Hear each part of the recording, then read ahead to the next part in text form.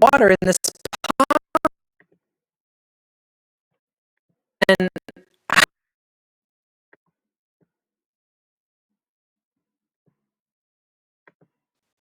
Hi, it's Doug. When I was in sixth grade, something exciting happened. One day, I came home from school, and my mom and dad sat me and my sisters down. They had a big announcement. They said, "We're going to move.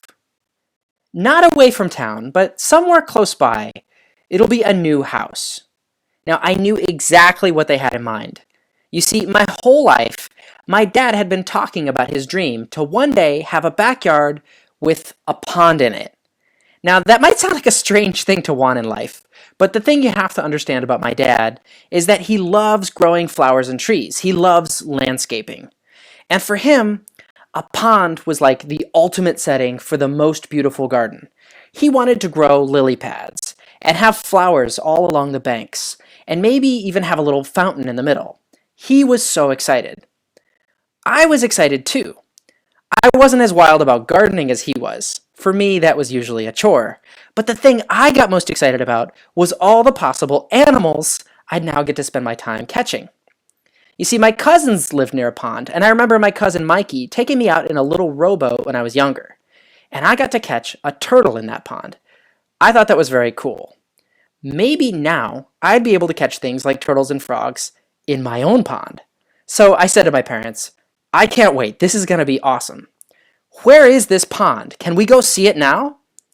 We got in the car and drove out to the site of the new house. When we got out of the car, I was confused. There was no pond anywhere.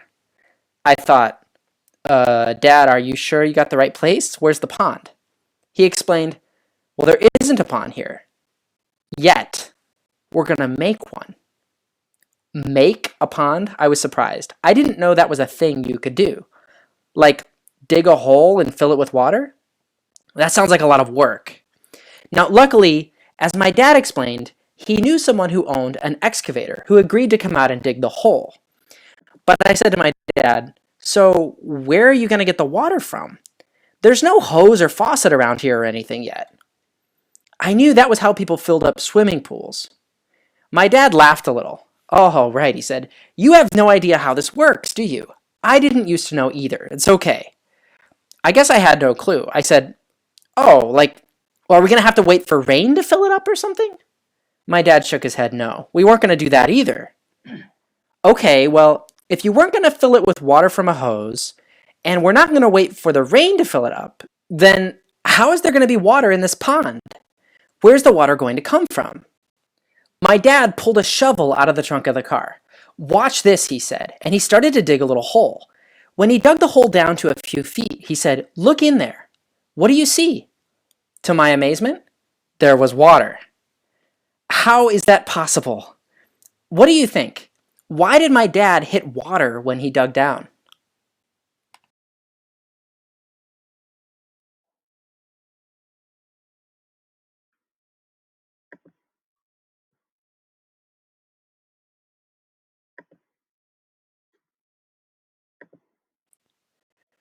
Why was there water in the hole once my dad started digging down? It turns out this is something places, not just where we were digging. If you dig into the ground, as you're digging, at some point, you might notice that the hole starts to become wet. It starts to fill with water. Now, you won't always find water right away. Sometimes you have to dig really deep down, like this man is doing. It's possible you've even seen this already for yourself. If you've ever had the chance to dig down in sand, like at the beach, say you're starting to make a sandcastle or something. As you dig, what you can notice is that the sand becomes wet. And if you keep digging, look at this. This boy has dug down into the sand, and the hole filled with water.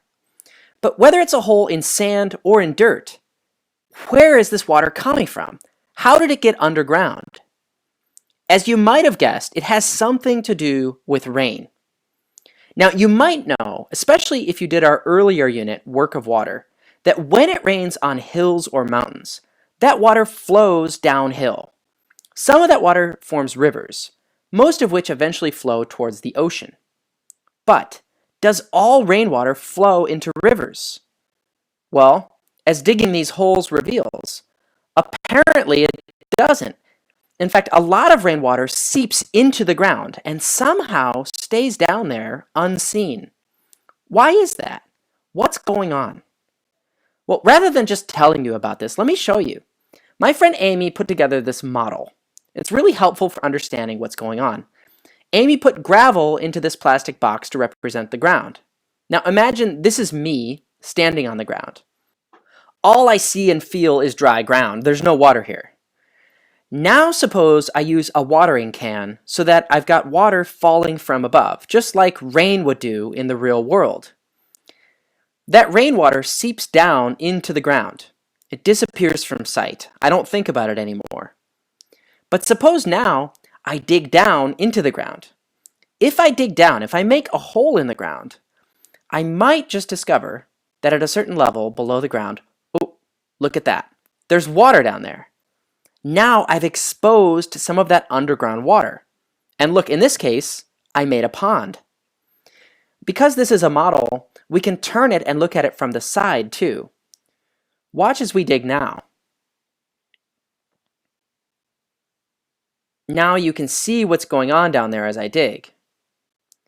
When rain falls, the rainwater seeps down into the ground because there are spaces between the little bits of rock.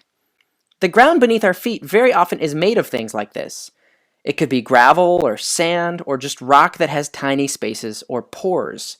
And so even though the land on the surface might be totally dry, there may be water under the surface in the spaces between the gravel or rock. Scientists call this type of ground by a special name, an aquifer, from the Latin words aqua, which means water, and fer, meaning to carry or hold. It's ground that can hold water, an aquifer. Now, my dad once described it to me as being somewhat like an underground lake. That's sort of helpful, but only as long as you're clear that it's not like a cave filled with water. An aquifer is not something you could swim in. It's just water between tiny spaces in the rock. Now, you might think that rainwater would just keep seeping downwards, all the way to the center of the earth. But at a certain depth, you get to a layer of completely solid rock that doesn't have any holes in it. In our model here, that's represented by the bottom of the box. Without any spaces for the water to flow into, water can't seep down any further. And since water is a liquid that just seeps between pores of rock, notice also that the water underground forms a straight line. In fact, it doesn't matter what the landscape above looks like. Even if there's hills on top, the water line is still straight, and the water seeps down as far as it can. So, to summarize, sometimes there's water found underground, at least where the ground has tiny holes or spaces where rain can seep downwards. We call this water-filled ground an aquifer. The pond my dad dug was basically a big hole in the backyard where we exposed water that was already there in the ground. In other words, by digging that hole, we revealed water that was sitting in an aquifer. This is what most ponds and lakes are. This knowledge that in some places there's water below the ground, this isn't just useful knowledge for people who want to dig their own ponds. The existence of aquifers, underground water, is an even bigger deal than that. Think about it.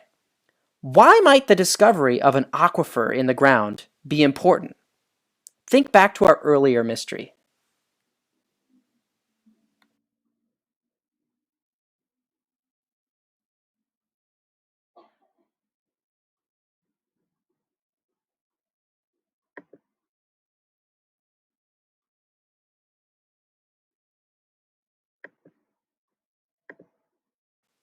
In today's activity, you're going to be a pioneer. You'll explore a new territory where nobody lives. You'll start by collecting information. Then you're going to decide the best place to build a town. Now, right now, you live in Rivertown, a place that's right on the river. When you first moved here, Rivertown was a small village. You knew everyone in town, and there was plenty of empty land. But the town has grown bigger and bigger, and more crowded. Everyone moves here because they want to live by the river, where they can get fresh water for drinking and for their crops. But now there are too many farms and too many people. You want to go where there's more space. So, you and a few friends have decided you're going to leave. You're going to head over the mountains to the east of Rivertown and find a place where you can build a new town. You've heard that there are no rivers and no lakes on the land on the other side of the mountain. And it doesn't rain much. When the rain does fall, it either evaporates or quickly soaks into the ground. You know that your new town will need fresh water. But you're not too worried. You and your friends plan to dig a well down to an aquifer to get water from underground. But how will you know where to dig to find water? You know that underground water is close to the surface in some places. You don't have to dig too far to get it. In other places, though, you have to dig really deep, and even then, you still might not reach water. You want to find a spot where there's water near the surface. But you don't have X-ray vision. You can't see what's underground. How can you figure out where to dig a well? You'll have to think like a scientist. You need to look for clues that indicate where there might be water underground. Thinking clearly like a scientist means gathering information before you make a decision. Luckily for you, a map maker just traveled through the land where you want to build your town. You'll get a map from him and decide where you think you should dig a well. You'll be making your best guess when you first look at the map. Then, you'll get information from a few other folks in Rivertown. And what you hear from them might change your mind. That's fine. There's nothing wrong with changing your mind when you get new information.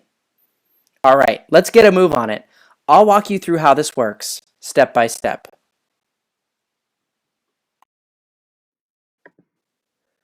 Form a team of up to 4 people.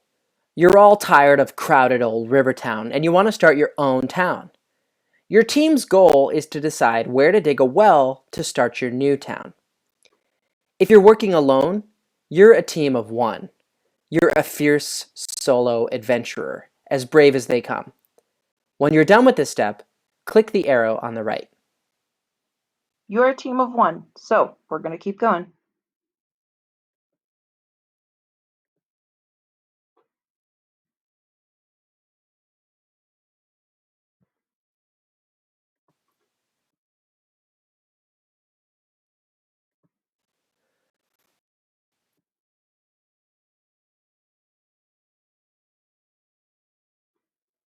Find this map in Google Classroom.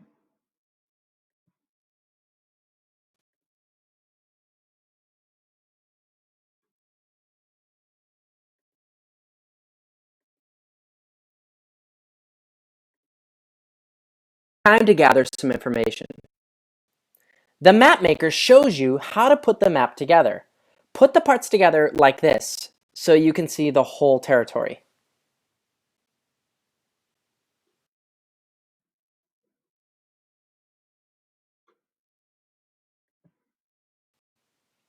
The map maker points out that there's a lot of land to think about.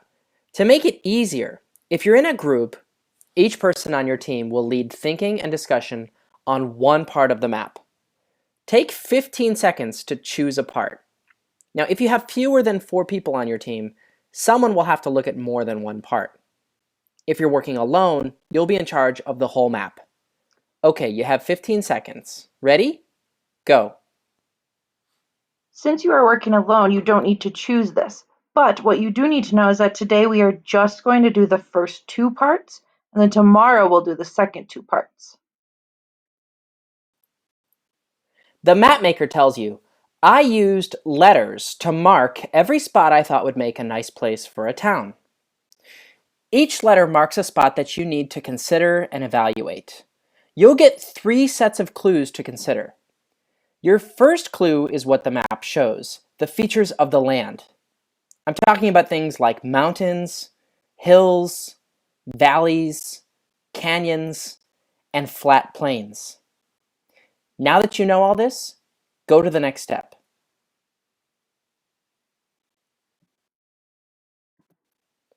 Now it's time to use what you know about underground water. Look at both spots on your part of the map. Answer question 1 for both spots. Now remember, your first clue is the land. Some spots are high in the mountains, Some spots are down in the low areas, so think about how far down you'll have to dig for water at each spot. So for today, I want you to go in there, open with Cami, and look at the AB and CD maps and answer question 1. After you're done with that, stop there. That's all you're going to do today.